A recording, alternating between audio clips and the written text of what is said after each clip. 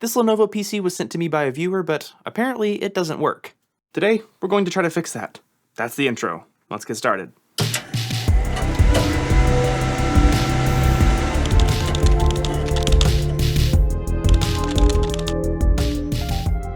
Now, I honestly have no idea what's wrong with this computer, and sometimes trying to figure that out can be a little bit of a pain. But that's not nearly as big of a pain as getting your data leaked or your account hacked, and that's why I'd love to talk about today's sponsor, Aura. As a YouTuber, I'm always just a little bit worried about my information getting out in the public, and Aura is pretty much a full tool belt of resources that I have to help me prevent that. I'm sure many of you guys know that data brokers like to sell your information to spammers and scammers and all sorts of nefarious individuals, but Aura helps out by letting you know which brokers are selling your information, and then automatically sends opt-out requests, helping to keep your information out of some sketchy hands.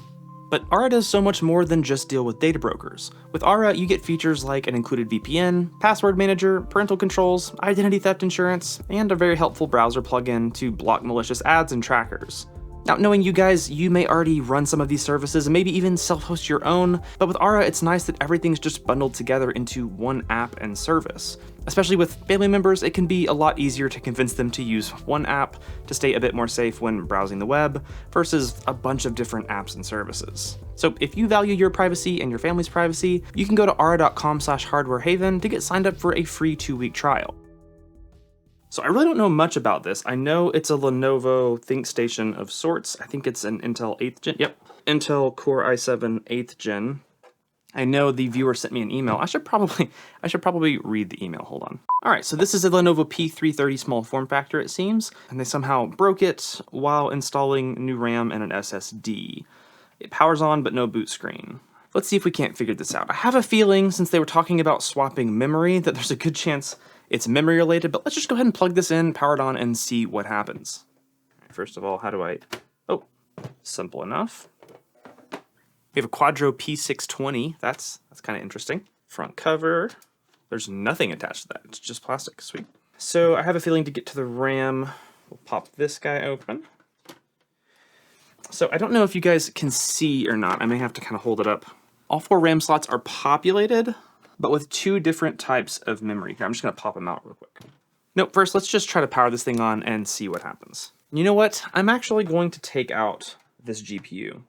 I don't want the reason that this doesn't post to be because we have a GPU in here. I'm assuming that this isn't some weird Intel SKU that doesn't have an iGPU, so it should work off of the iGPU, so I'm gonna start with that.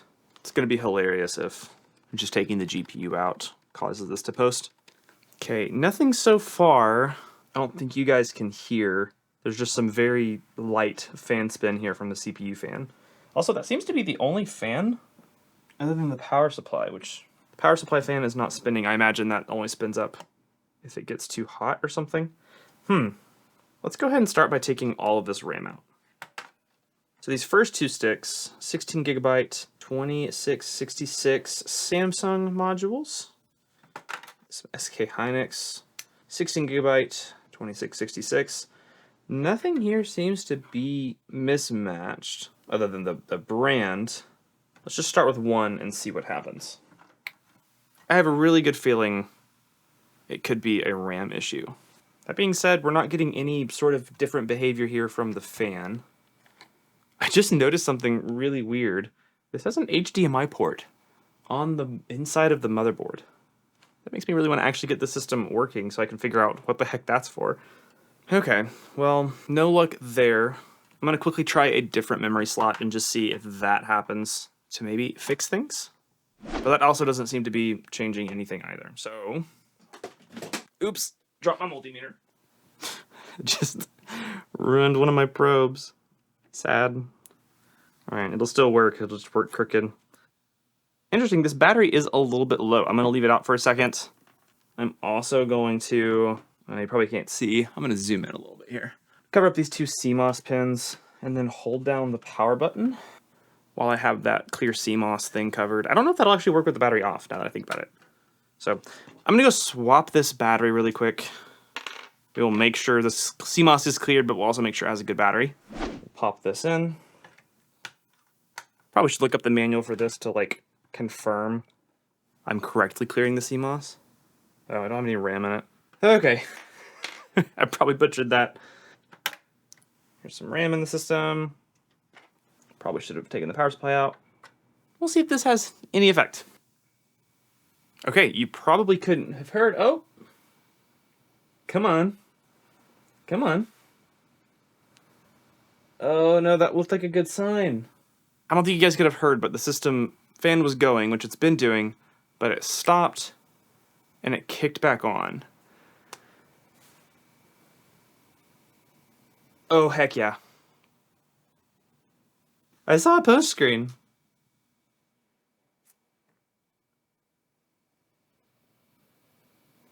Okay, here we go. Okay, I don't want to boot to anything. I want to get to setup. So we'll try F1. There we go. There we go. Sweet. So we have our ThinkStation P330, i7-8700. Okay, so it seems like we got this system working. I think I'm going to put all 4 DIMMs in here and see if we still get a post that way. I don't think it should matter, but I am going to put the different brands of DIMMs on the same channels. I think that's probably the better way to go about this. So both Samsung DIMMs would be on one channel, and both SK Hynix DIMMs would be on the other. At least I think that's the best way to do this. I could be totally wrong. I'm also going to take out, oh shoot, God, that came out way faster than I expected. So there's a heatsink here for this SSD. I don't know how this contraption here works. Pull up on it. Oh, yeah, I guess I just pull up. That's weird. All right, so there's an Intel SSD here. I'm not sure if that's the original SSD or the one that the viewer said they replaced or were planning to replace. So I'm gonna set that aside just because I don't want to mess with their data at all. Okay, oh, I'm still in CMOS reset. Ugh. Yeah, hopefully I didn't just clear the date and time I set. It's gonna take a little bit longer because we just added some RAM. Or it's just not gonna post at all, I don't know. Well, dang it. I guess it's still very possible that this RAM was, or something with this RAM was causing this issue. So I'm going to take these 2 Samsung DIMMs out because earlier when it worked, I just had the one SK Hynix DIMM in. So I'm going to leave that, as well as the second SK Hynix DIMM, and we'll see if this posts. Okay, weird. It looks like we're not getting anything here either. I'm just going to go back to where I had the system configured when it did work and see if that fixes the issue. I kind of just want to get this system working again. That'll make me feel better. So this is just the one DIMM that we had in the system when it did work. So it should work again, right? Okay, now I'm not getting anything again. I'm going to put this clear CMOS pin back on. Hold down the power button. Okay, so I held down the power button, turned it on, fan spun up, kicked off after a few seconds, hit the power button again. Let's see what happens. Okay, it's been a while, but I think I finally figured this out. I also realized I never gave kind of my disclaimer I normally give with videos like this, that I'm not an expert. I'm kind of a goober just figuring a lot of this stuff out and having fun in the process. So I probably didn't go about this the best way, and I think I made sort of a stupid mistake. Sort of not. I think there was some really bad labeling here on the motherboard. But regardless, I'm pretty sure I got it working. First, I tried reseating the CPU just to double check and make sure that there wasn't any bad contact with some pins that was causing some sort of issue. I also tried clearing the CMOS again, which I wasn't probably doing correctly, but I'll get that here in a second. I also tried some different memory just to make sure it wasn't something weird with the 16 gigabyte sticks. It should be fine, but I tried just an 8 gigabyte DIMM and that still didn't work. So I eventually, after tinkering, kind of discovered what I think was the problem. But let's just go ahead and get this system working. Let me show you how I get it working. So first of all, I took the CMOS battery out for a few more minutes and tried that again because during the time it took me to take this one out and go get another one, there was just no CMOS battery in this, which is a decent way to clear the CMOS. So I did that again, and it actually worked, sort of. Just go ahead and put the battery in here. We just have the one stick of RAM like earlier, and we'll turn this on. Oh, I'm a dummy and did the exact same thing that was wrong. So it's gonna be really hard to see it from this overhead camera. I have zoomed in a little bit. There's two red headers here, and one of these is supposed to be the clear CMOS header, and I didn't quite know which one it was. In the manual, it shows it as this one, but on the motherboard right next to this header is actually where it says clear CMOS. So I assumed before I looked at the manual, I used this one to clear the CMOS. Originally, this was just hanging off one of the pins, not covering both of them. So if I put it on both, once again, really hard to see, but now it's covering, it's joining those two pins on what I thought was the clear CMOS header. The label for this header is actually right next to the other header, and then the label for that header is a little bit below it. It seems like they're just kind of staggered off to the side. We're gonna try clearing the CMOS the way that they tell you, which is actually to join these two, turn the system on for about 10 seconds, and then we'll hold this for 5 seconds to turn it off. Just disconnect power again, move it back to the original setting. And that supposedly should clear the CMOS. Kind of have a feeling it's not going to work though, and we might have to just take the battery out for a few more minutes. And I can already tell you it's not going to, because my kilowatt, you won't be able to see over here probably, is sitting at 9 watts, which earlier when it was actually going through this boot sequence, it was jumping up to like 20. So we're gonna turn this off, take the CMOS battery out once again. I'm gonna go make some more coffee, and I'll come back. And then we'll put the CMOS battery back in, it'll clear the CMOS, it'll actually post, and as long as we keep this jumper shorted here, the system should actually work, it seems. All right, one iced coffee later, and now we should be able to replace the CMOS battery, make sure this jumper is connected, make sure we're in the first position there, plug this in, fan should spin up once again. You probably still can't see, but we're getting like 24 watts over here. And I'm just gonna start spamming F1 just to be safe. Fans should kick off here in a second though. Oh, actually we're already in the BIOS. Look at that. So whenever this jumper is actually shorted, it works, and so I'm assuming that's how it came from the factory. I don't know if that got knocked off when the viewer was messing with this system or something. Maybe they were confused like I was and tried clearing the CMOS using that. It seems very likely that they could have been confused in the exact same way I was, but the system is up and running. Now let's go toss in the rest of this RAM and see if the system still works. And there we go. All 64 gigs of RAM are showing up, and it looks like this system is working and ready to go. So, what now? Well, I know the first thing I want to do, which is to actually test this HDMI port, because I'm so confused why there's an HDMI port on the inside. I just want to see if it works. Let's give it a shot. This just feels so odd to me. I don't know what the purpose of this is. I'm gonna have to look it up, I guess, here in a second, assuming it actually works. Oh, forgot to spam F1. I forgot to spam. I forgot to spam. But it's working. So let's get this guy cleaned up, looking brand new, and then see what it can do. This Lenovo P330 small form factor wasn't really that dirty, but I wanted to clean it up anyway. Plus, cleaning it up gives us a better chance to really check out this system. The I/O on the front and back isn't anything special, with a variety of USB ports and a single gigabit NIC. There's also 2 DisplayPort connections and room for an HDMI connector, which after a bit of Googling, I found that if the system did come with an HDMI port, it was actually just connected via an adapter to that internal HDMI port on the motherboard. On the inside of the system, there's actually a decent amount of features available. At the bottom, hanging off the edge of the motherboard, is a Gen 3x4 NVMe socket, as well as an M.2 eKey socket for a Wi-Fi card. There's also 3 PCIe Gen 3 slots. One of them is by 16, another by 1, and then a by 4 and a physical by 16 slot. There's also 4 SATA ports, and then these proprietary ports for SATA power that Lenovo just loves to use. There's even a 5-pin Thunderbolt header for an optional Thunderbolt card, which I might check out here in a bit.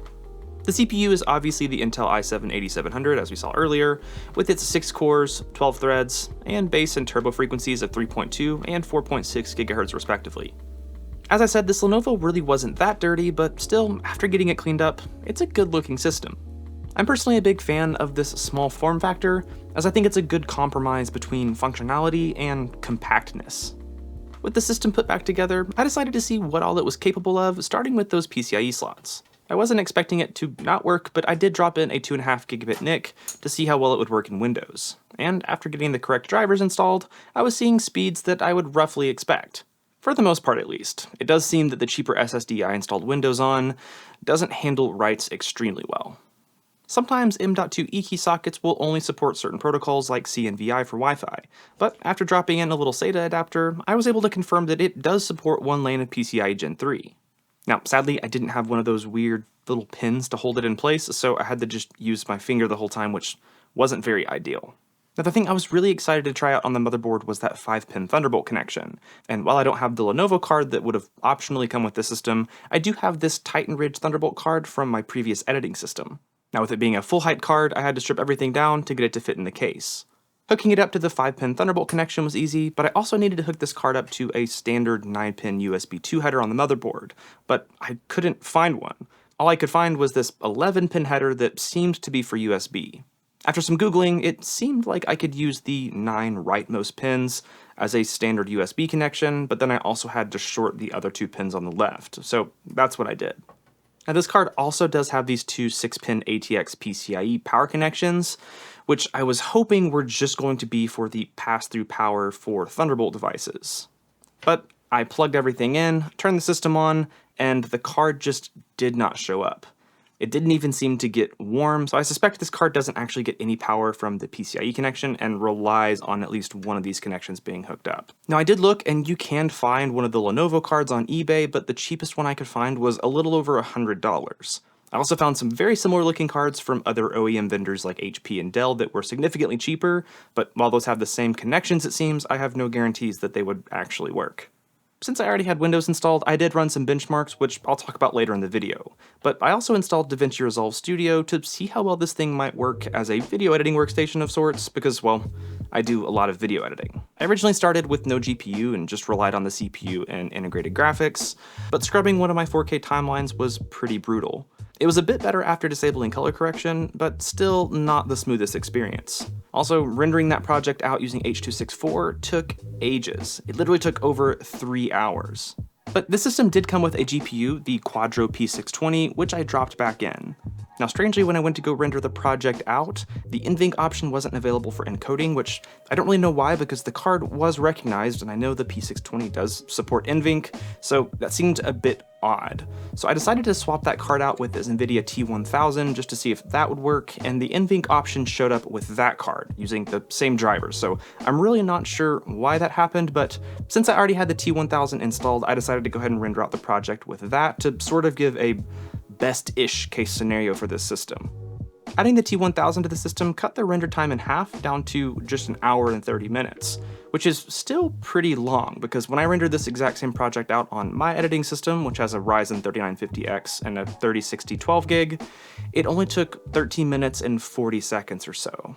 So I'm not really sure if there were any specific effects that were really just slamming this thing or what, but considering that there aren't a ton of great options for half-height GPUs out there, I don't really think this is going to be a great option for something like a heavy-duty video editing station. But with the i7-8700, I have a feeling this thing would be able to handle other workstation tasks pretty well and would absolutely breeze through anything work or office related. With its small size and room for expandability, I could definitely see people using this type of thing as a home server of sorts. So like I normally do, I installed Proxmox and set up a few containers and VMs. Using the Proxmox helper scripts, I set up LXC containers for Crafty Controller and Jellyfin, as well as a VM for Home Assistant OS. All 3 of these had no issues spinning up, and in Crafty Controller, I set up a simple vanilla Minecraft server. Obviously, just playing by myself isn't a stress test by any means, but the CPU usage was extremely low, terrain generation was buttery smooth, and I imagined with the i7-8700, and especially with the 64 gigs of RAM, you would have no issues running multiple Minecraft servers with plenty of users. In Jellyfin, I was able to set everything up with no problems, including hardware-accelerated transcoding with QuickSync. Transcoding performance was great with H.264, HEVC, and even 10-bit HEVC 4K videos with tone mapping enabled. Now, one thing I hadn't taken advantage of yet was the SATA ports. In the case, there's room for a single 3.5-inch drive, and apparently an adapter for a 2.5-inch drive that I don't think was included with this system. I decided to use a 2.5-inch to 3.5-inch adapter to fit 2 SATA SSDs. It was very snug, but barely managed to snap into place. To power the drives, you need to use the proprietary headers on the motherboard, but the included cable only had one connector. Now, fortunately, I didn't even realize this was tucked in the system, so I had already ordered one from Amazon that has 2. Trying to get everything connected was a bit difficult. I actually had to unscrew the drives and flip them around once to make sure everything could line up. I did eventually manage to line up all of the cables and get everything connected, but yeah, I don't think I would recommend this setup too much. Now, if you wanted to get crazy, you could add even more SSDs by putting another 2.5-inch drive underneath here, either with the adapter or without it, and you could even slide one in here where the optical drive would be. But I figured my setup was already pretty janky as is, and I didn't want to have to order another one of those cables. Back in Proxmox, I set up a virtual machine running TrueNAS, and after making sure that IOMMU was enabled, I was able to pass through the SATA controller. This let me use those 128GB SSDs to create probably the most useless NAS ever. But hey, it worked. As I mentioned earlier, I did run some benchmarks on this thing, really just Cinebench, but that does at least give us an idea of how this CPU and system might stack up against other systems. In Cinebench R23, the Lenovo P330 scored a 6320 in the multi-threaded benchmark, and then an 1197 in the single-threaded test. Anytime I do these benchmarks, I always like to look and see if I can find any fun comparisons to make with previous systems that I've tested. And here I decided to compare the P330 with an Optiplex 5055 I looked at recently, which has a Ryzen 7 1700. I also pulled up the data for this Intel NUC compute unit, which is in this weird PCIe form factor, which has an Intel Xeon E2286M. I figured the Ryzen system was a fun comparison because both the Ryzen 7 1700 and the i7 8700 were released in 2017, and I picked this because, well, it's funny, but also because the performance and efficiency comparisons are pretty interesting. Here you can see that in the multi-threaded test, the P330 with the i7 8700 fell behind both the Ryzen 7 1700 system as well as the Xeon NUC. However, in the single-threaded test, the i7 8700 was about 32% faster than the Ryzen 7 1700. This gap in single-threaded performance between the Intel and AMD CPUs of this generation was to be expected, so no surprises there, but things do get interesting when looking at the total system power draw, both when sitting at idle and when running Cinebench. The Lenovo P330 drew just 11 watts when at idle, and then jumped up to 160 watts when at its turbo frequency, but dropped back down to 99 watts for the majority of the render. The Ryzen system obviously needed a GPU, hence the much higher idle power draw. It also ran at 117 watts for the entirety of the render.